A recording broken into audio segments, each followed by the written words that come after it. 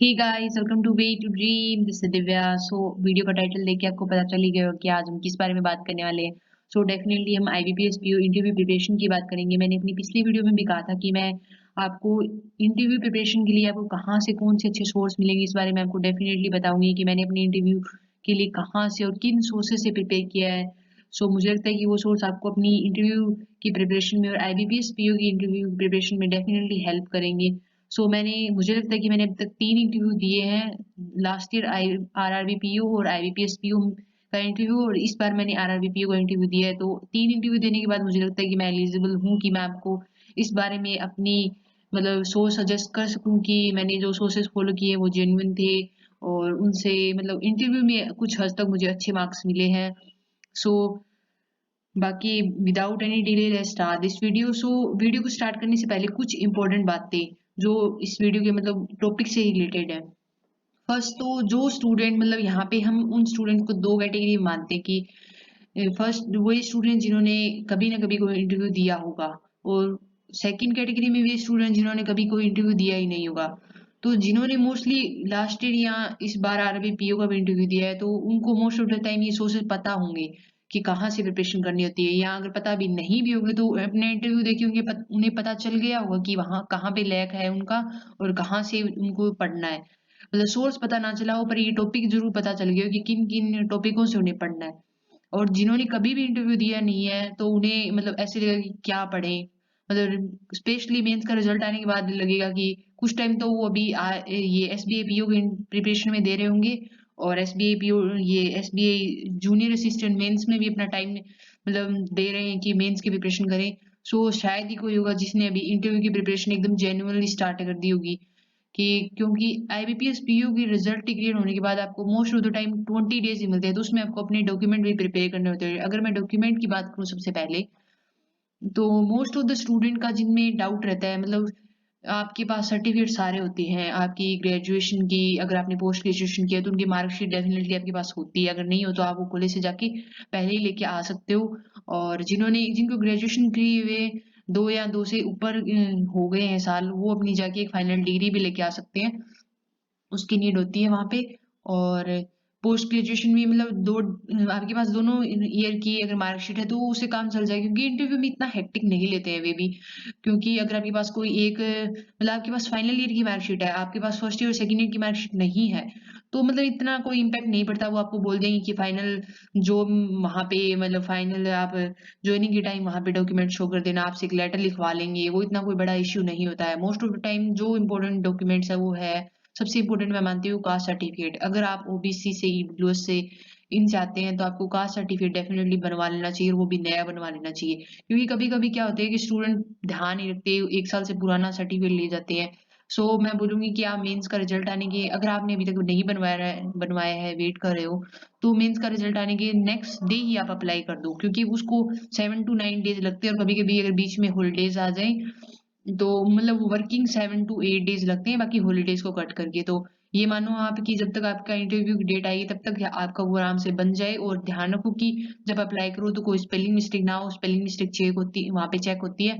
और बाकी डॉक्यूमेंट आपके पास वहाँ पे लिखे आ जाएँगे, वो इतना बड़ा इश्यू नहीं था। मोस्ट ऑफ टाइम स्टूडेंट्स का जो मैंने देखा है वो कास्ट सर्टिफिकेट में ही डिफरेंस रहता है क्योंकि वो काफ़ी पुराना कास्ट सर्टिफिकेट लेके चले जाते हैं और फिर वहाँ पे उनको एक एफिडेविट बनाने के लिए इधर-उधर भागना पड़ता है, वो काफ़ी हेक्टिक हो जाता है। और जब आप इतना कुछ प्रिपेयर करके जाते हैं, आपके माइंड में सारी चीज़ें चल रही होती है, तो बीच में थोड़ा-सा भी कोई भी ट्रबल हो, यहाँ कोई भी डिस्टर्बेंस हो, तो वो आपको थोड़ा-सा आपके माइंड को डिस्ट्रैक्ट कर सकता है। तो ये सभी ट्रबल से बचें और पहले ही अपने सारे डॉक्यूमेंट प्रिपेयर करके रख लें। डॉक्यूमेंट का मुझे नहीं लगता कोई बड़ा इश्यू होगा क्योंकि वहाँ पे सारे डॉक्यूमेंट आपको लिखे आ जाएँगे और बाकी मैं आपको टाइम टू टाइम बताती रहूँगी। और किसी को कोई डॉक्यूमेंट रिलेटेड कोई भी ट्रबल हो तो डेफ़िनेटली कमेंट सेक्शन में लिख दें और मैं उनको डेफ़िनेटली कोई जेन्युइन उनकी हेल्प पूरी करने की कोशिश करूँगी कि वो कहाँ से अपना डॉक्यूमेंट वगैरह बनवा सकते हैं। डेफ़िनेटली मैं पूरी हेल्प करूँगी। और अब बात करते हैं प्रिपरेशन पे, मैंने अपनी प्रिपरेशन कहाँ से की। तो मैंने आपको पहले भी बताया कि इस बार मेरा इंटरव्यू आरआरबी पीओ का 16 नवंबर को था और वेन्यू था जोधपुर। वहाँ पे मेरा इंटरव्यू था अप्रॉक्स इंटरव्यू चला था 20 टू 25 मिनट्स। इतने टाइम में आप अंदाजा लगा सकते हैं कि मुझसे काफ़ी वेरियस सेक्शन से क्वेश्चन पूछे गए थे।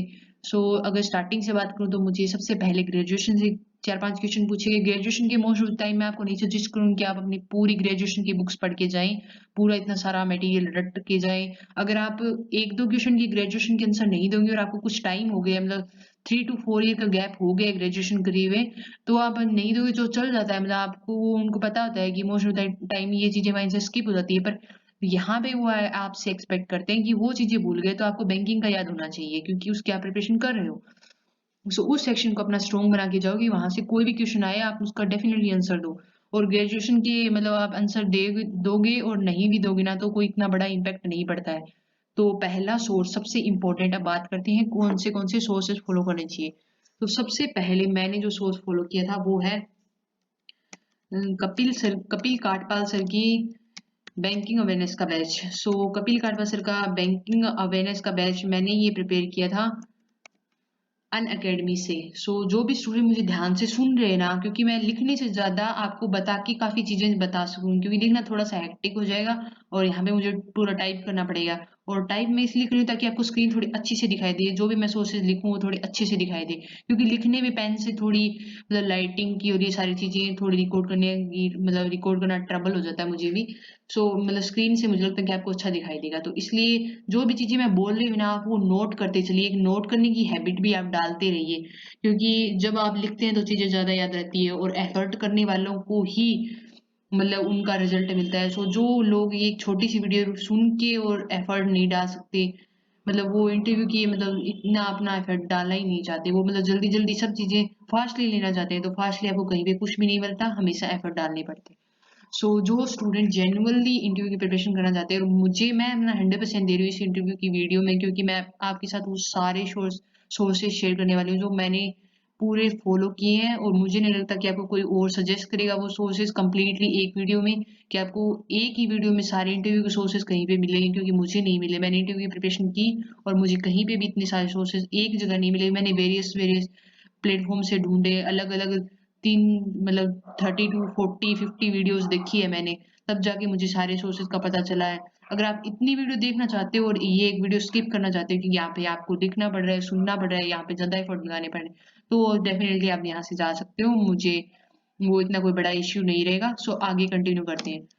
ये पहला बैच है कपिल सर का, क्योंकि बैंकिंग आपको आनी चाहिए। आप जिस चीज के लिए जा रहे हो अगर आपको वो चीज भी नहीं आती ना, तो मतलब फिर वो सारा खेल खराब हो जाता है। और आजकल जब आप इंटरव्यू देने जाओगे ना, तब स्टूडेंट्स को देखोगे ना कि वहां पे उनको कितनी बैंकिंग आती है। आप एक क्वेश्चन पूछो किसी से, most of the time students को आती है, मैंने देखा है। मतलब इतनी इतनी बैंकिंग इतनी इतनी रटी हुई होती है आजकल स्टूडेंट्स की, कि क्या बताऊं मैं, जो इंटरव्यू देने जाते हैं मतलब सब कुछ आता है उन्हें। तो अगर आप बैंकिंग ये कर रहे हो ना कि बैंकिंग में कुछ हल्का फुल्का सा पढ़ लेंगे, ये क्या बोलते हैं इसको, नेशनलाइजेशन कब हुआ था, बस इतनी चीजें जान लेंगे तो सफिशिएंट है, ये सफिशिएंट नहीं है। स्टूडेंट्स को आजकल बहुत ज्यादा डीप पता होता है।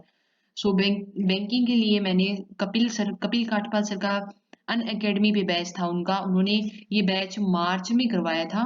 और मैं आपको बता देती हूँ, मार्च में ही कंप्लीट हुआ था उनका।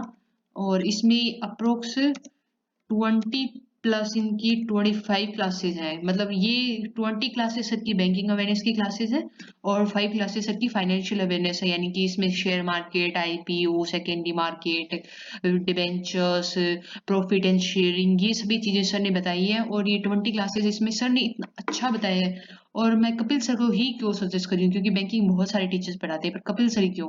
तो इसका most of the important reason ये है कि सर बैंक में काम करते हैं, और सर के साथ वो मतलब सारी चीजें सर एक दिन में देखते हैं, जो आपके कहीं ना कहीं इंटरव्यू लेने वाले वो पैनल मेंबर वो भी देखते हैं। तो जो चीजें मतलब पूरे दिन में और मतलब एक टाइप से उनके सामने से गुजरती है, जो वर्ड्स वो सुनते हैं सारे दिन यूज करते हैं, सर आपको डेफिनेटली वो वर्ड्स पे सर ज्यादा एफर्ट लगा के आपको बताते हैं कि इन इन चीजों को आप ज्यादा पढ़ो, ज्यादा ध्यान दो इन पे, क्योंकि वो जो यूज करते हैं वही सर आपको बताते हैं, वही वो पूछेंगे। अब वो आपसे ये तो नहीं पूछेंगे ना कि जापान के हिरोशिमा और नागासाकी में बम परमाणु बम कब गिरे थे, कब किसने गिरवाया था, कौन सा था। आपने वो डेली पढ़े, पर वो डेली चीज में वो यूज नहीं करे वो वाली चीजें, तो वो जो डेली चीज में यूज करे ना वो ही पूछेंगे आपसे। सबसे इंपॉर्टेंट बात तो ये है। तो ये वाला बैच मैं आपको सजेस्ट करूंगी, अगर किसी के पास अन अकेडमी का प्लस सब्सक्रिप्शन नहीं है तो उसके लिए उनको भी ऐसे नहीं कि वो अब हम कहाँ से करें, वो वाली बात नहीं है। तो उनके लिए भी सर ने कपिल कापा सर ने अपनी बैंकर्स नीति यूट्यूब चैनल पे सर ने कंप्लीट बैंकिंग अवेयरनेस की एक फुल लेंथ वीडियो बनाई हुई है। और आपको मैं नहीं कहूँगी कि आप वो पूरी वीडियो एक दिन में देखो, पार्ट्स में डिवाइड करके देखो, काफ़ी मतलब कुछ टाइम लगा के देखो, ध्यान से देखो और नोट्स बना के देखो। मतलब आंसर सर है ना बोर्ड पे दिखाने से ज़्यादा सर बोल के आपको बताते हैं। आपको लगता है कि सर बातें कर रहे हैं, पर वो सर आंसर बता रहे हो तो उस पर्टिकुलर क्वेश्चन का। तो वो बातें उस बातों में आप है ना ये मत खो जाओ कि बस सर तो बातें कर रहे हैं और बातों में खो जाओ, वो लिखते रहो आंसर सर बताते हैं तब आपके आंसर बनेंगे शॉर्ट। और उसके बाद मैं आपको सजेस्ट करूंगी कि जिनके पास अनअकैडमी का सब्सक्रिप्शन नहीं है और वो और डीपली मतलब अच्छे से तैयारी करना चाहते हैं, तो उनके लिए मतलब एक रामबान चैनल भी बोल सकते हैं ये, कि अनिल अग्रवाल सर का चैनल है ये। और इतना अच्छा बताते हैं सर, मतलब आपको मतलब सिचुएशन क्वेश्चन के आंसर ढूंढने के लिए कहीं और जाना नहीं पड़ेगा।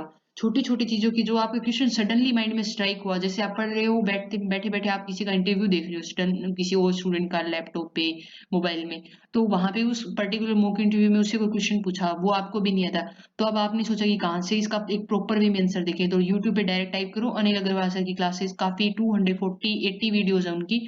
और मैंने अप्रोक्स 170-80 वीडियोस उनकी देखी थी मेरे आरआरबी पीओ के इंटरव्यू से जस्ट पहले अभी इसी बार।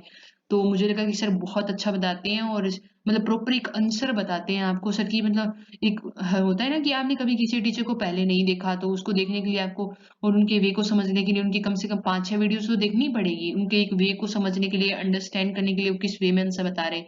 तो वो सभी चीजें तो मस्ट है। तो सिचुएशन क्वेश्चन के लिए मैंने आपको बेस्ट सोच बता दिया है, अनिल अग्रवाल सर की वीडियो से बाहर सिचुएशन क्वेश्चन आते ही नहीं है। आप कुछ भी सिचुएशन क्वेश्चन डालो, डेफिनेटली सर का उसके ऊपर कुछ ना कुछ आंसर बनाया हुआ आपको मिलेगा। सो ये दो बेस्ट सोर्स हो गए। और उसके बाद मैंने एक ये बैंकिंग अवेयरनेस और सिचुएशन क्वेश्चन के लिए हो गया, और आपको फिर प्रिपेयर करना है गवर्नमेंट स्कीम्स, मतलब आपसे ये एक्सपेक्ट किया जाता है कि आपको गवर्नमेंट की स्कीम्स आती हो। सो इसके लिए मैं आपको सजेस्ट करूंगी डॉक्टर गौरव गर्ग सर का स्टडी आईक्यू पे वीडियो, क्योंकि गौरव गर्ग सर का मतलब ऐसे है कि उन्होंने एक कंप्लीट वीडियो बनाई हुई है उनके चैनल स्टडी आईक्यू पे। सो गौरव गर्ग सर की कंप्लीट आप वो वीडियो देख सकते हो, काफी मतलब लेंथ है उस वीडियो की, मतलब काफी टाइम है, मतलब वो बड़ी वीडियो है, पर उसमें सर ने कंप्लीट एक भी गवर्नमेंट स्कीम नहीं छोड़ी है। अब आप पे वो डिपेंड करता है कि कौन सी स्कीम आपकी बैंक पर्सपेक्टिव इंटरव्यू पर्सपेक्टिव से इंपॉर्टेंट है, वो स्कीम देखो। और एक मोटा मोटा डाटा है ना अपनी कॉपी में नोट आउट करते चलो कि इस स्कीम पर्टिकुलर स्कीम में ये एज लिमिट है, ये तब लॉन्च की गई थी, इसमें ये बेनिफिट मिलता है, ये 3-4 चीजें आप वहाँ पे इंटरव्यू में पूछेंगे, मुझसे पूछी गई थी। सो उन्होंने मुझसे इंटरव्यू में वो मतलब आपसे डायरेक्ट ये नहीं बोलते कि आप जो भी XYZ नेम हो ये बोल के, अगर मुझसे क्वेश्चन पूछा तो ये यहाँ पे कि दिव्या आप ये बताओ प्रधानमंत्री सुरक्षा बीमा योजना, ऐसे क्वेश्चन नहीं पूछते। उन्होंने मुझसे क्वेश्चन पूछा था कि दिव्या आप ये बताओ कि बैंक में कोई एक्सीडेंटल कवर मिलता है, तो वहां पे मैंने उनको आंसर दिया था। आप मेरा आंसर सुनिए कि मैंने उनको बोला कि सर जी सर, पर सर मुझे बैंक अकाउंट से रिलेटेड एक्सीडेंटल कवर का अभी याद नहीं है कि बैंक अकाउंट से रिलेटेड होता है, पर सर इसमें कुछ पर्टिकुलर स्कीम्स है जिनमें एक्सीडेंटल कवर मिलता है और इसमें आप अपने आप को इसमें जोड़ सकते हो। और इसके लिए सर उन्होंने कहा अच्छा कौन सी स्कीम है ये बताओ। मैंने कहा कि सर इसमें फर्स्ट स्कीम है प्रधानमंत्री जीवन ज्योति बीमा योजना, और इसमें सर 2 लाख रुपए का एक्सीडेंटल कवर मिलता है। तो उन्होंने फिर उसके बाद मुझे पूछा कि अच्छा और भी कोई स्कीम है क्या, तो मैंने उनको फिर प्रधानमंत्री सुरक्षा बीमा के बारे में बताया। फिर उन्होंने मुझसे इन दोनों स्कीम्स की डिटेल पूछी कि मतलब कितनी कितनी एज तक उसमें शामिल हो सकते हैं, क्या क्या अमाउंट आपको पे करना पड़ता है, वो मैंने बताया कि उसमें पहले सुरक्षा बीमा में 12 रुपए उसका प्रीमियम था, अब उसको बढ़ाकर 20 रुपीज कर दिया है। जीवन ज्योति बीमा योजना में पहले 330 रुपए प्रीमियम था ईयरली, अब उसको बढ़ाकर 436 रुपए कर दिया गया है। तो ये आप बता सकते हो, मतलब अगर मैं अभी कोई मिस्टेक रही हूँ वहां पे मैंने सही बताया था मुझे याद है, अगर मैंने कभी अभी यहाँ पे कोई मिस्टेक कर दी तो आप उसको करेक्ट कर लेना। बाकी मतलब स्कीम्स पढ़ के जाना मस्ट है। अगर आप रूरल एरिया से हो, आपने बोल दिया हाँ, आपसे उन्होंने पूछ लिया कि खेतों में पानी कहाँ से आता है? मुझसे पूछा था खेतों में पानी कहाँ से आता है? आप ये मत सोचो कि आरआरबी में ही पूछते हैं, आईबीपीएस पीओ में भी किसानों पे काफ़ी फोकस होता है। मेरे लास्ट ईयर आईबीपीएस पीओ के इंटरव्यू में पूरा फोकस किसानों पे था, किसानों को क्या-क्या फैसिलिटीज़ प्रोवाइड करती है, गवर्नमेंट की क्या-क्या स्कीम चल रही है, एमएसएमई की कौन-सी स्कीम चल रही है, बैंक में कौन सी स्कीम है। तो सभी मतलब स्कीम तो इम्पोर्टेंट है, स्कीम तो आपको पढ़ के जानी चाहिए। तो उसके बाद अपनी बात करते हैं, हाँ, मैं पानी का बता रही थी, तो अगर आप पानी की व्यवस्था के बारे में बात करते हो, तो गवर्नमेंट पानी से रिलेटेड, पानी को स्टोर करने से कौन-सी स्कीम है, कहाँ-कहाँ पे अनुदान दे रही है, ये सभी चीज़ें आपको पता होनी चाहिए, अगर स्पेशली आप एक रूरल एरिया से हो। क्योंकि क्या होता है कि रूरल एरिया से बच्चे प्राउडली बोल देते हैं कि हाँ, मैं रूरल एरिया से हूँ, मुझे कहीं भी भेज दो, मुझे वहाँ पे एडजस्ट करने में दिक्कत नहीं होगी। पर आप जब रूरल एरिया की बातें ही वो क्वेश्चन पूछे तनी नहीं बता पा रहे हो, तब आप फेक लगते हो वहाँ पे। तो अपने एरिया के बारे में पूरा जान लो पहले, ये मैं आपको सजेस्ट करूँगी। तो नेक्स्ट अपना रहेगा कि अपने एरिया के बारे में जानो। अपने एरिया में अपने ले सकते हैं कि स्टेट के बारे में सबसे पहले जानो, और डिस्ट्रिक्ट के बारे में भी जान लो। Most of the times district से भी पूछ लेते हैं। सो उन्होंने मुझसे मेरे डिस्ट्रिक्ट के बारे में पूछा। सो अपने एरिया के बारे में जान लो, और अपनी बात करी थी, हाँ, डिस्ट्रिक्ट के बारे में भी जान लो। और डिस्ट्रिक्ट में मैं बताऊँ, मतलब एक एग्जांपल दूँ आपको सजेस्ट करने से पहले कि डिस्ट्रिक्ट के बारे में क्या जान लेना चाहिए। तो डिस्ट्रिक्ट में उन्होंने मुझसे क्वेश्चन पूछे थे कि आपके आप उन्होंने शायद उन्हें पता था, मुझे नहीं पता कि क्या नहीं पता था या नहीं पता था, पर उन्होंने मुझसे डायरेक्ट ये क्वेश्चन पूछा था कि आपका डिस्ट्रिक्ट पहले किसी और डिस्ट्रिक्ट के साथ मर्ज था, तो वो अब अलग हो गया, तो वो पहले कौन से डिस्ट्रिक्ट के साथ था? तो मैंने उनको बताया, फिर भई मुझे अपने डिस्ट्रिक्ट के बारे में पता होना चाहिए आपको। तो मैंने उनको बताया कि सर ये मेरे डिस्ट्रिक्ट इस डिस्ट्रिक्ट के साथ पहले मर्ज था। तो उन्होंने पूछा कब अलग हुआ? तो वो सन भी मुझे याद थी, मैं पढ़ के गई थी। तो वो सन भी मैंने उनको बताई, और उसके बाद उन्होंने मुझसे मेरे डिस्ट्रिक्ट के फेमस हिस्टोरिकल प्लेसेस पूछे। मैंने 5-6 उनको हिस्टोरिकल प्लेसेस बताए, स्पेशली हमारी सिटी में जो एक हिस्टोरिकल प्लेस है, मैंने उसको उसके बारे में बताया उनको। और यहाँ पे हमारी सिटी में एक बहुत बड़ा मेला बढ़ता है, तो उसके बारे में भी मैंने बताया। सो उन्होंने पूछा ये मेला किस लिए बढ़ता है? यहाँ पे ये मेला एक देवता के लिए बढ़ता है, मतलब हिंदुओं के देवता के लिए। और फिर उन्होंने मुझसे पूछा कि उन देवता को पर्टिकुलर क्यों पूजा जाता है, तो मैंने उनको वो रीज़न भी बताया कि क्यों पूजा जाता है। तो वो मुझे काफ़ी लगा कि वो मेरे आंसर से सैटिस्फाई थे। और मतलब मैं आपको सजेस्ट करूँगी डेफ़िनेटली अपने एरिया, डिस्ट्रिक्ट, स्टेट और विलेज से बिलॉन्ग करते हैं, तो विलेज के बारे में एक मोटा-मोटी जानकारी आपको होनी चाहिए। और एक और एरिया में हम कंक्लूड कर लेते हैं कि आपको उस एरिया में कौन से बैंक, अगर आप विलेज से हो तो मतलब विलेज इतना बड़ा नहीं होता कि आपको उसकी सारी नॉलेज ना हो। तो विलेज में आईबीपीएस में जो बैंक इंक्लूड है वो आपको डेफिनेटली पता होना चाहिए कि वो आपके एरिया में या विलेज में है या नहीं। 2-3 नाम बता सकते हो। वो आपसे ज़्यादा डिटेल नहीं पूछेंगे कि उसका प्रॉफिट कैसा है। ये आप मना भी कर सकते हो कि सर मैंने कभी विजिट नहीं किया क्योंकि मेरा उस बैंक में अकाउंट नहीं था। तो कभी कभी ऐसा मौका मिला ही नहीं मुझे विजिट करने का। ऐसे आप उनको थोड़ा टाल भी सकते हो, पर आप ये पता होना चाहिए कि वो पर्टिकुलर बैंक है या नहीं, क्योंकि 2-3 आपको नाम बताने चाहिए। सो ये इम्पोर्टेंट चीज़ें हो गई। और उसके बाद में मैं अगर बात करूँ तो अपने बारे में डेफ़िनेटली आपको पता होना ही चाहिए। अपने बारे में मैं बात करूँ कि अपने बारे में क्या पता होना चाहिए, तो डेफ़िनेटली फ़र्स्ट तो हम लेंगे कि आपके नाम का मतलब पता होना चाहिए, और नाम से रिलेटेड कोई पर्सन का पता होना चाहिए, और अगर आपके डेट ऑफ़ बर्थ को कुछ स्पेशल हुआ था हिस्ट्री में, क्योंकि कभी-कभी कुछ स्टूडेंट्स की डेट ऑफ़ बर्थ मतलब 19 जुलाई होती है, नेशनलाइज़ेशन हुआ था उस दिन। कभी-कभी कुछ स्टूडेंट्स की मतलब सितंबर में होती है, तो सितंबर में ये क्या बोलते हैं, केवाईसी स्कीम लॉन्च की गई थी आई थिंक। नहीं, सितंबर में आरआरबी ऑर्डिनेंस डिक्लेयर हुआ था। और अगर 2 अक्टूबर की बात करें तो 2 अक्टूबर को फर्स्ट आरआरबी फॉर्म किया गया था। तो ये मतलब हिस्टोरिकल डेट है, तो अपनी डेट ऑफ बर्थ से भी आप कुछ अच्छा रिलेट कर सकते हो। ये बातें सारी कपिल काटपा सर ने अपनी इंटरव्यू बैच में बताई थी। और नेक्स्ट हम लेंगे एक मॉक इंटरव्यू। सो जो भी स्टूडेंट्स पहली बार इंटरव्यू दे रहे हैं, उनके लिए तो मैं ये बोलूँगी कि उनको तो मॉक इंटरव्यू देना ही चाहिए, चाहे कुछ भी हो जाए। अगर आपको डर भी लग रहा है, तो भी जाके कहीं भी मॉक इंटरव्यू दे के आ जाओ। मॉक इंटरव्यू मैं नहीं बोलूँगी कि अगर आप किसी दूर सिटी में रहते हो, जहाँ पे आस-पास 100 किलोमीटर्स के एक डिस्टेंस में कोई मॉक इंटरव्यू कंडक्ट ही नहीं करवाता, तब आप किसी बड़ी सिटी में जाओ, वो काफ़ी टाइम कंज्यूमिंग होता है। तब आप किसी ऑनलाइन मॉक इंटरव्यू पे डिपेंड करो। जैसे कपिल सर ने इस बार आरआरबी के लिए ऑनलाइन मॉक इंटरव्यू लिए थे, और अड्डा 247 भी लेता है ऑनलाइन मॉक इंटरव्यू, गाइडली ने भी लिए थे। तो आप इनमें से किसी भी एक्सपर्ट से अपने मतलब अपना इंटरव्यू दे सकते हो, उनसे फीडबैक ले सकते हो। डेफ़िनेटली इंटरव्यू का मतलब जो एक प्रेशर होता है माइंड पे और जो पोस्चर होता है आपको डेफ़िनेटली वो आप चाहे स्क्रीन पे देखो या उनके सामने बैठो बैठो, वो सेम ही रहता है। मतलब ये डिफ़रेंस नहीं कि आप लैपटॉप की स्क्रीन के सामने बैठ के इंटरव्यू दे रहे हो तो आप नीचे से बिल्कुल फ्री बैठ तब भी आपको वही प्रेशर फ़ील होता है माइंड पे, वही बर्डन फ़ील होता है, वही घबराहट फ़ील होती है इंटरव्यू स्टार्ट होने से पहले तक तो मुझे लगता है। तो मतलब आप कुछ भी करो, एक मॉक इंटरव्यू तो दे ही दो। अगर आपको घबराहट हो रही है, कुछ भी याद ना हो ना, तो भी जाके मॉक इंटरव्यू दे आओ अगर आपकी सिटी मॉक इंटरव्यू कंडक्ट हो रहे हैं। आपको इतना कॉन्फिडेंस बूस्ट होगा आपका मतलब आप सोचोगे ही नहीं, सोच भी नहीं सकते। मतलब एक मॉक इंटरव्यू देने के बाद आपका एक लेवल ही अप हो जाएगा। जिन स्टूडेंट ने कभी मॉक इंटरव्यू नहीं दिया है ना, उनसे आप एक लेवल अप हो जाओगे। तो डेफिनिटली मॉक इंटरव्यू दो, मैं तो यही सजेस्ट करूँ। मैंने 2 मॉक इंटरव्यू दिए थे और डेफिनिटली मेरे पास एक ही वीडियो भी है जो मैंने दिया था रिकॉर्डेड, वो मैं आपके साथ कभी शेयर कर दूँगी कि मैंने कैसे-कैसे आंसर दिए थे। सो उसके लिए आप वेट कर सकते हो। सो ये हो गया नेक्स्ट। सो हाँ, नेक्स्ट अपनी बात करेंगे न्यूज़पेपर में, क्योंकि काफ़ी सारे स्टूडेंट जब इंटरव्यू देने जाते हैं तब वो अवॉइड करते हैं उस दिन न्यूज़पेपर पढ़ना और मुझे लगता है कि ये आपका एक माइनस पॉइंट है, क्योंकि जब आप ये बोलते हो, वो आपसे सामने से पूछते हैं कि क्या आपने आज का न्यूज़पेपर पढ़ा है और आप ये बोल देते हो कि मैंने नहीं पढ़ा।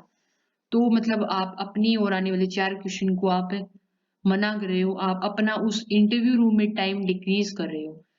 सबसे पहले तो आप ध्यान रखो कि जो जेन्युइनली आपको क्वेश्चन नहीं आने चाहिए थे, वही क्वेश्चन नहीं आने चाहिए आपको। मतलब आपने ग्रेजुएशन में कुछ भी नहीं पढ़ा, तो वो नहीं आते, तो वहाँ पे आप ऐसा मना करो पोलाइटली कि वो आपसे उस टॉपिक के बारे में वापस पूछे ही ना। मतलब आप ऐसे मतलब थोड़ा-सा ये बोल के दो कि सर मुझे पढ़े हुए कुछ टाइम हो गया, तो ये रिकॉल नहीं हो रहा अभी। सो सॉरी सर, मैं आपको इस पे आंसर नहीं दे पाऊँगा या दे पाऊँगी। तो मतलब एक रीज़न के साथ आंसर दो जो आपको नहीं आता है। मतलब चुप मत हो जाओ कि सॉरी सर नहीं आता। आप मतलब वो 20-25 सेकंड की जो बातचीत थी उनके साथ आप उसको 5 सेकंड में ही कर रहे हो, अपना ही टाइम डिक्रीज़ कर रहे हो। ऐसे करके तो आप फिर वो वहाँ पे उस रूम में 5-6 मिनट ही बिताओगे वहाँ पे ऐसे मना करोगे तो फिर। क्योंकि फिर वो भी बोर हो जाएँगे आपसे शॉर्ट आंसर सुन के। सो न्यूज़पेपर आपका प्लस पॉइंट अगर किसी से पूछे तो मैं तो डेफ़िनेटली कहूँगी, क्योंकि मैं भी अपना आरआरबी, पीओ का इंटरव्यू देने से पहले मतलब आप कहीं भी रूम पे जाओ, कहीं पे जाओ तो आपको डेफ़िनेटली नहीं मिलेगा न्यूज़पेपर, मैं मानती हूँ। तो आप डाउनलोड करके पढ़ सकते हो अगर यहाँ आप कहीं पे भी किसी होटल वगैरह में खाना खाने जाओ। सो ये भी मस्ट है कि आप खाना खा के जाओ पहले, तो सबसे इम्पोर्टेंट बात है। अगर आपका सुबह की शिफ्ट में है तो आप नाश्ता करके जाओ, डेफ़िनेटली काफ़ी भरपेट नाश्ता करके जाओ, ताकि अगर आपका इंटरव्यू 12 बजे तक मतलब आपको 8 बजे बुलाया और 12 बजे आपकी टर्न आती है तो आपको भूख ना लगे, आपका चेहरा बिल्कुल ऐसे उतर के और मायूस सा ना लगे कि ये बच्चा तो बस बिल्कुल ही उखड़ा-उखड़ा सा लग रहा है। मतलब चेहरे से ये नहीं लगना चाहिए कि आप बहुत ज़्यादा परेशान हो चुके हो। उस रूम में जाने से पहले मैं तो बोलूँगी, अगर आपको ऐसा लगे ना कि 3-4 पर्सन के बाद आपकी जैसे टर्न आने वाली है, तो अपना चेहरा अच्छे से वॉश करके वॉशरूम में और बाल-वाल अच्छे से सेट करके जाओ और दुपट्टे बिल्कुल सही कर लो। और बाकी ये बातें ठीक है, अगर दोपहर वाली शिफ्ट में है तो खाना खा के जाओगे डेफ़िनेटली, तब आप कहीं भी होटल वगैरह में खाना खाओ तो आपको न्यूज़पेपर मिल जाएगा, तो एक नज़र मार लो उसपे। मैं नहीं बोलूँगी कि आप कुछ नेगेटिव न्यूज़ पढ़ के जाओगे, कहीं पे कोई दंगा-फ़साद हो गया, कहीं पे कुछ मर्डर हो गया, वो नहीं। ये बैंकिंग वाला पेज खोलो डायरेक्ट, वहाँ पे देखो कि आरबीआई ने आज क्या अनाउंस किया है, तो वो आपके लिए प्लस पॉइंट होगा।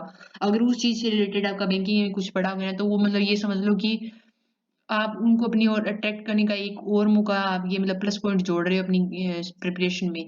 सो न्यूज़पेपर डेफ़िनेटली पढ़ के जाओ और 8 बजे भी है तो भी कोई भी न्यूज़पेपर अगर आपने जेन्युइनली न्यूज़पेपर नहीं पढ़ा, मतलब 8 बजे की शिफ्ट है और सबसे पहले यहाँ से मतलब फर्स्ट 5 में ही आपका इंटरव्यू, आपने उस दिन जेन्युइनली न्यूज़पेपर नहीं पढ़ा, टाइम ही नहीं मिला, तब मतलब आप ये बोल सकते हो सर मैंने आज का न्यूज़पेपर नहीं पढ़ा पर मैंने कल का पढ़ा है। मतलब आप उस बात को वहाँ पे बंद मत करो कि नहीं सर मैं न्यूज़पेपर नहीं पढ़ा। फिर वो कुछ और पूछेंगे, फिर आपसे अपनी मर्ज़ी से पूछेंगे जहाँ से आपको शायद वो आता ना हो। तो मतलब उनको सोचने का तो मौका मत दो वहाँ पे। अपनी ओर से एक ऐसे क्वेश्चन आंसर बताओ कि वहीं से क्रॉस क्वेश्चन उठे। तो सबसे पहले तो मतलब आपको मतलब क्रॉस क्वेश्चन वाले ना आपको आंसर बताने,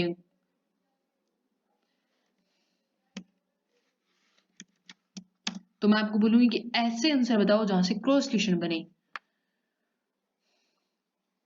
मतलब ये आपके लिए प्लस पॉइंट होगा। तो इसके लिए मैंने तो मतलब कपिल सर का इंटरव्यू का बैच लिया था, जो आरआरबी पीओ मेंस के रिजल्ट डिक्लेयर होने के नेक्स्ट डे ही सर ने डिक्लेयर कर दिया था। आप भी ध्यान रखना, जिनको भी आईबीपीएस पीओ में शॉर्ट लग रहा है ना, मुझे अपना इतना ज़्यादा शॉर्ट नहीं लग रहा और वैसे मैंने इंटरव्यू की प्रिपरेशन की है। मुझे लगता है कि मेरा अगर इंटरव्यू भी होगा तो वो इतने मार्जिन से नहीं होगा, तो शायद मैं फाइनल कट ऑफ में अपनी जगह ना बना पाऊँ। तो जिन स्टूडेंट्स ने अच्छे खासे मार्जिन से किया है, क्योंकि जब आप 80 प्लस क्वेश्चन करके आते हो, अच्छा डिस्क्रिप्टिव होता है ना, तब आप देखो आपके स्कोर 95 प्लस जाते हैं और कट ऑफ इतनी नहीं जाएगी, मतलब डेफिनेटली 75 से नीचे रहेगी कट ऑफ, 72 ये वाला मार्जिन रहेगा इस बार। सो आप जब आप अपने स्कोर 95 के पास पहुंचा रहे हो ना, तब आपको मतलब श्योर हो जाना चाहिए इंटरव्यू प्रिपरेशन के लिए, तब आप वहां पे 100% डालो। तब मैंने आईबीपीएस पीयू में मैं अपना एफर्ट इसलिए नहीं डाल पाई क्योंकि मुझे अच्छे से लग रहा, मेरे टाइम ठीक थे, मतलब 157 थे आरआरबी पीयू में इंटरव्यू में। तब मुझे लगा कि मुझे वहां पे ज्यादा एफर्ट डालना चाहिए, क्योंकि आईबीपीएस पीयू का मतलब जो एग्जाम हुआ ही नहीं, कैसा एग्जाम है क्या रहे, तब मैं वहां पे ज्यादा एफर्ट नहीं डाल पाई थी। सो ये सभी अलग बातें, ये बातें छोड़ते हैं। सो ये हो गया क्रॉस क्वेश्चन आंसर। ये आपको मतलब कोई, अगर आपने कभी भी इंटरव्यू की प्रिपरेशन नहीं की है तो डेफिनेटली आप कपिल सर का बैच ले सकते हैं। सर अच्छी प्रिपरेशन करवाते हैं, मतलब सर मतलब वो सारे पॉइंट कवर कर लेते हो जो आपके माइंड में स्ट्राइक होते हैं कि इसका आंसर क्या होना होगा, ये हो जाएगा तो ये कैसे होगा, वो सर सभी कवर करते हैं। तो ये मुझे लगता है कि अच्छा बैच रहेगा, अगर आप करना चाहें तो वो आपकी मर्जी है, मतलब बाकी मैं अपनी ओर से सजेस्ट कर सकती हूँ बेस्ट सोर्सेज जो मैंने फॉलो किए हैं। सो ये तीन वाले फर्स्ट तो ये आप अवॉइड करना ही मत। और स्टेट और हिस्टोरिकल में एक और जोड़ूंगी कि आप हिस्टोरिकल डेफिनेटली अपने स्टेट की या डिस्ट्रिक्ट में या एरिया में कुछ भी है तो 10 डेफिनेटली तैयार करो, क्योंकि अगर वो आपसे पूछे कि 5 बताओ, तो 5 बताने के बाद उन्हें आपकी बातों में इंटरेस्ट आ गया, मतलब उनके पास पूछने के क्वेश्चन है तो वो पूछेंगे कि 1-2 और बताओ। तब आपने 5 ही पढ़े हुए तो आप 1-2 और कैसे बताओ? डेफिनिटली 10 हिस्टोरिकल प्लेसेस और सन वगैरह रटने की ज़रूरत नहीं इतनी। थोड़ी-थोड़ी ये याद रख लो कि वो बनवाए कब कब किसने थे, थोड़े-थोड़े बस 2-2 पॉइंट उनके। मतलब अगर आप 5 हिस्टोरिकल प्लेसेस बताओगे, उनके बारे में 2-2 पॉइंट बोलोगे, तो वो मतलब ये मान लो कि आप 10 बातें बता रहे हो और 10 बातें बताने में अगर आप एक बात बताने में 1 मिनट भी ले रहे हो एक हिस्टोरिकल प्लेसेस में, तो वो 5-10 मिनट ले लोगे और इतना टाइम उनके पास भी नहीं होता। वो मतलब आप शायद आपको बीच में भी रोक दें, अगर आपने इंटरेस्टिंग कुछ बताया तो वो आपसे और सुनना चाहें। और बैंकिंग की मैं बोलूँगी कि बैंकिंग आप मतलब और करंट अफेयर्स की बात करें अपने, न्यूज़पेपर डेली पढ़ो, क्योंकि वो भी न्यूज़पेपर ही पढ़ते हैं। जो न्यूज़पेपर में न्यूज़ आती है वही उनको पता होती है पैनल में। और एक प्रॉपर मतलब ड्रेसिंग की बात करूँ तो मैं लड़कों के लिए मैंने जो देखा है अब तक, मतलब मैं मतलब सजेस्ट कर सकती हूँ जो मैंने देखा है अब तक, कि मोस्ट ऑफ द बॉयज होते हैं वो, मतलब आप एक रिस्पेक्टिव जॉब के लिए इंटरव्यू देने जा रहे हैं तो वहाँ पे वो मोस्ट ऑफ द टाइम में कोट पैंट पहन के आते हैं और मोस्टली उसका कलर ब्लैक ही देखा है मैंने, मतलब डार्क ब्लैक, और उसके नीचे वो वाइट शर्ट और टाई वो अपने अकॉर्डिंग, मतलब टाई पे मैंने इतनी गौर नहीं की, बट हाँ, ये कपिल सर भी सजेस्ट करते हैं अगर आप कोट पैंट नहीं पहनना चाहते तो मतलब आप एक वाइट शर्ट, एकदम वाइट जिसपे कोई पैटर्न ना बना हो, मतलब जो कपड़े में भी पैटर्न बने थे वो भी ना बने हो, बिल्कुल प्योर प्लेन वाइट शर्ट, उस पे एक डार्क कलर की टाई और नीचे उस टाई से कुछ मैचिंग कलर की पैंट और क्लीन पॉलिश शूज। वो आप मतलब कपिल सिर्फ का अगर बैच देखोगे तो वो आप देख सकते हो, मतलब लड़कों के लिए इतना नहीं है, अगर आप वॉच लेके जाना चाहो तो जा सकते हो, पर इतनी एक्सपेंसिव वाली वॉच नहीं होनी चाहिए कि मतलब ऐसा लगे कि वहां पे आपको इस जॉब की जरूरत ही नहीं है, आपके पास पहले ही इतनी एक्सपेंसिव चीजें, वो नहीं होना चाहिए। मैं अपनी इंटरव्यू में वॉच नहीं पहन के गई थी क्योंकि मैं भूल गई थी घर से ले जाना, सबसे इम्पोर्टेंट बात ये है। तो मुझे रास्ते में याद है, फिर मैंने सोचा क्या डालना डालना माइंड में, वॉच के बगैर क्या इंटरव्यू नहीं हुआ, तो वॉच इतना कोई बड़ा पॉइंट नहीं है।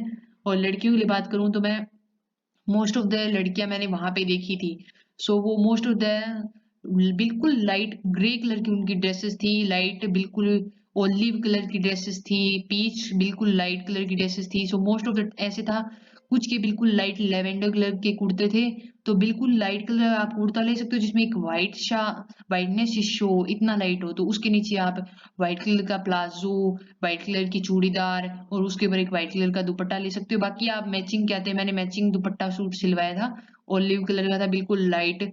सो और शूज में आप बैले ले सकते हो, बिल्कुल प्लेन बैलीज होनी चाहिए, ब्लैक या ब्राउन, वो आपकी मर्जी है, स्किन टोन से जो भी लो आप वो अच्छा है। और बाल बिल्कुल नीट क्लीन बंधे होने चाहिए, मतलब खुले होंगे तो वो मतलब आपका क्या इंटरव्यू, आप वहां पे बैठे रहोगे 3-4 घंटा तो वो बाल इधर उधर उड़ने लग जाएंगे, वो अच्छा नहीं लगता। तो मतलब एक पोनीटेल बना लो आप, वो अच्छा लगता है। और बिल्कुल ऐसे लट्टे वगैरह मत निकाल के जाओ, मैंने वहां पे देखा था कुछ लड़के ऐसे लट्टे निकाल के, जैसे फैशन से होता है, वो थोड़ा अजीब लगता है। आप एक रिस्पेक्टिव जॉब के लिए इंटरव्यू देने जा रहे हो और आप ऐसे जानबूझकर लट्टे निकाल रहे हो ना, तो वो थोड़ा अजीब लगता है। और प्लाजोज इतने ऊंचे नहीं होने चाहिए कि वो आपके एंकल से ऊपर जा रहे हो, मतलब कुछ बच्चों के मतलब प्लाजोज और पैंट होते हैं ना, वो मतलब इतनी एंकल से इतनी लेंथ पे जा रही है कि मतलब उनकी पूरी टांगे शो हो रही थी वहां पे, मतलब सोक्स से भी ऊपर जा रही थी। वो थोड़ा वियर्ड लगता है वहां पे, इतना ऊंचा नहीं होना चाहिए। ये मैंने आपको ड्रेस पर्सपेक्टिव भी बता दिया। सो ड्रेसिंग भी मैंने आपको बता दी है। और मतलब मैंने most of the important topic आपको कवर कर लिया। बाकी आपको कोई डाउट हो तो आप मुझसे और भी पूछ सकते हो। और ज़्यादा आपको वहाँ पे मेकअप वगैरह करने की जाने की भी ज़रूरत नहीं है, मैं ये मानती हूँ। आप प्लेन जैसे हो वैसे जाओ, बस आंसर बोलो, आपके आंसर में दम होना चाहिए, बाकी वो कुछ भी नहीं देखते।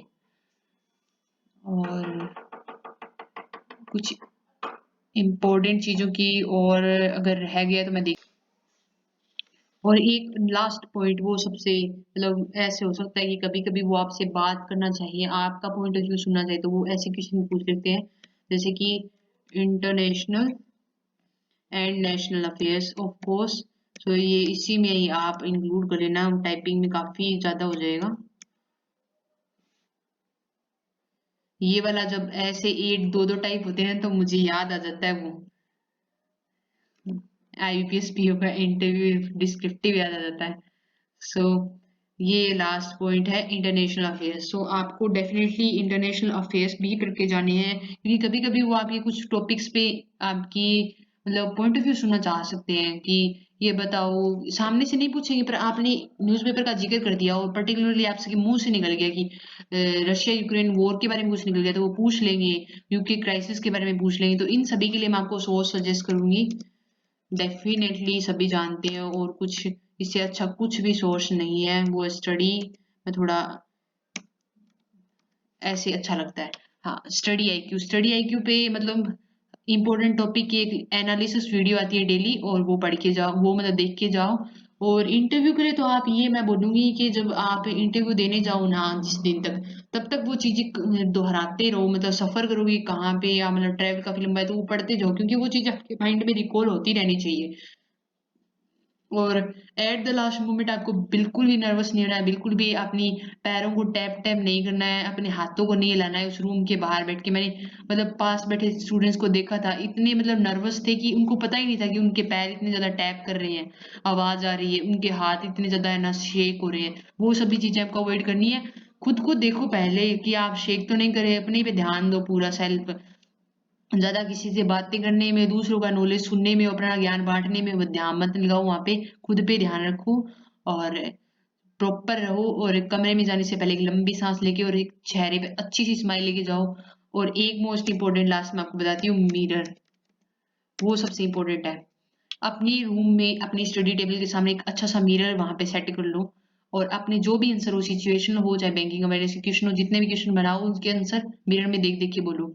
तो आपको अपना लिप्स मूवमेंट, अपनी आईज मूवमेंट, अपने हैंड मूवमेंट के बारे में पता चलेगा कि आप कितने हाथ हिला रहे हो, कितने आप होठ हिला रहे हो, कितना मतलब ज्यादा आप मुंह खोल रहे हो, आंखें आपकी मतलब ऐसे गुस्से वाली तो नहीं हो रही आंसर देते देते टाइम, और चेहरा बिल्कुल रेड रेड तो नहीं हो रहा। अगर किसी आंसर में आप ना बोलो तो 5-6 बार मिरर के सामने बैठ के ना बोलने की प्रैक्टिस कर लो, सॉरी सॉरी बोलने की प्रैक्टिस करो। ये सभी चीजें आप सेल्फ ही डेवलप कर सकते हो, कोई आपको कुछ बताएगा नहीं। क्योंकि मैंने जहां तक देखा, मैंने किसी को नहीं सुना ये बताते हुए कि आप मिरर के सामने बैठ के प्रैक्टिस करो। मोस्ट ऑफ द टाइम मैंने नहीं सुना। मिरर अपनी चेयर के सामने लगाओ जहाँ पे आप दिन रात पढ़ते हो, ज्यादा टाइम अपने आप को देखते रहो, क्योंकि वहां पे क्या होता है, मैं ये जानती हूँ कि अपने बारे में सबसे ज्यादा बढ़िया आपसे अच्छा कोई नहीं बता सकता, और अब आप खुद को सबसे ज्यादा अच्छा प्रेजेंट कर सकते हो, दूसरा आपको कोई अच्छा नहीं दिखा सकता। सो आप वहां पे खुद को प्रेजेंट करने वाले हो, सो अपने बेस्ट में रहो, अपनी 100% में रहो, और स्माइल इतनी अच्छी दो एट द लास्ट में कि उनको एक प्यारा सा थैंक यू बोलते टाइम कि वो स्माइल से ही इंप्रेस हो जाए।